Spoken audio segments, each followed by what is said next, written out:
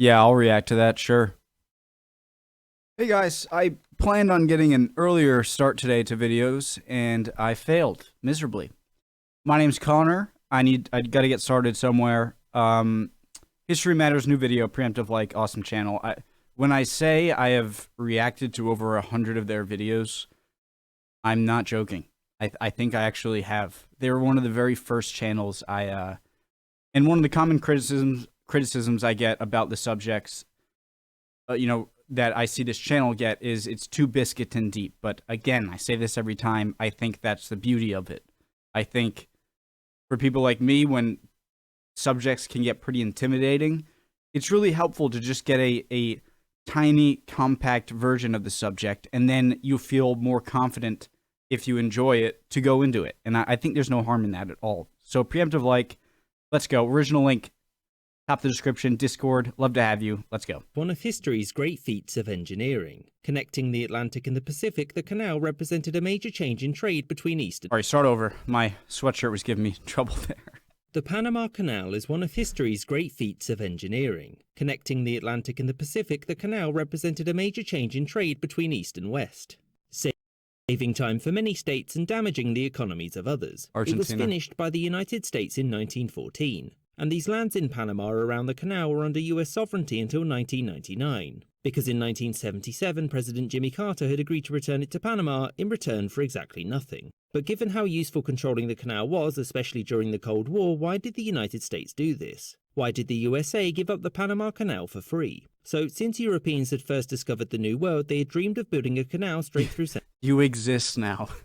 for free. So, since Europeans had first discovered the New World, they had dreamed of building a canal straight through Central America. It never happened because digging is quite hard, and digging through a continent is even harder. This didn't stop the French from stepping up in the late 19th century though, since they had just finished building the much longer Suez Canal. The problem with this canal was the environment. Disease and terrain meant that the cost of building the canal soon spiraled out of control, and it wasn't long until the French gave up. In stepped the USA under Theodore Roosevelt, who wanted to finish the canal to expand US influence in the region. His government tried to strike a deal with the Colombian government, but they said no. This forced him to respect their wishes and, oh wait no, rebels. In the north of the country, the Panamanians had revolted to achieve independence, and the US decided that it was going to help them, providing that they got the canal and control over the territory around it.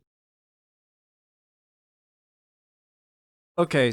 And the new Panama government said yes, since without US support, Colombia would have reconquered the country. The canal was finished in 1914, and it remained under US control until 1999. During this time, the canal had been incredibly useful, especially in World War II, when it allowed US ships to easily cross between the Atlantic and the Pacific. And the US also used it to block communist warships in the Cold War. Plus, over the decades, the transit fee to use the canal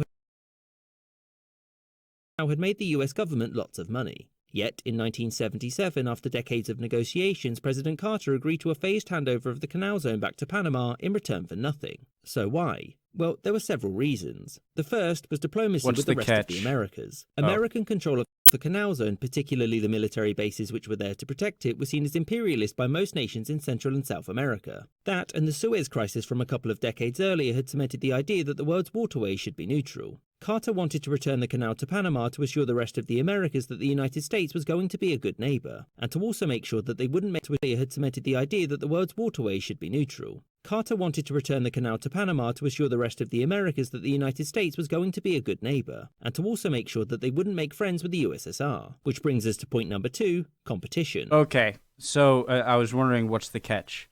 So the catch is giving I think of see, it's for free. We're giving it for free. It's to give a little clout to these Central and South American countries that you're not a bad guy, and to make sure that they don't get angry and start going with the Soviets. Part of the 1977 treaty stipulated that the US would make the canal neutral to all nations, which meant letting communist navies use it too.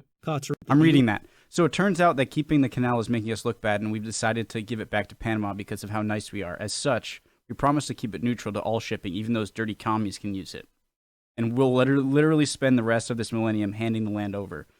We still reserve the right to defend the canal from literally anything we want, which includes your future leader threatening to invalidate the treaty in 13 years' time. Yes, we'll be condemned by the rest of the Americas, but the USSR will be dead by then, so deal with it. Side note, how impressive was it that people who didn't even have a flu vaccine or powered flight managed to chop your country in half because of how much we didn't want to go near Chile. Pretty cool.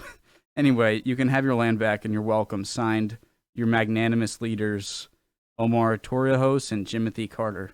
Jimothy. The US would make the canal neutral to all nations, which meant letting communist navies use it too. Carter agreed to this because he was concerned that the USSR would finance another canal in either southern Panama or potentially Nicaragua. I heard of that. As such, agreeing to hand it over in 20 years meant that building another canal wouldn't be worth it. And furthermore, the US could keep collecting transit fees during that time. The third reason was military. The Panama Canal was important to American naval strategy since it allowed for quick redeployment of its ships to different oceans. However, in the days of nuclear weapons and ballistic missiles, it was no longer as important. As such, to Carter's administration, the cost of keeping the canal outweighed the benefits, and it was decided that it would be handed over. And after this, despite some grumblings, the USA was treaty-bound to hand over the canal, a process which would be completed by the end of the millennium, which meant that after this, Panama would go from being politically cut in half to just geographically.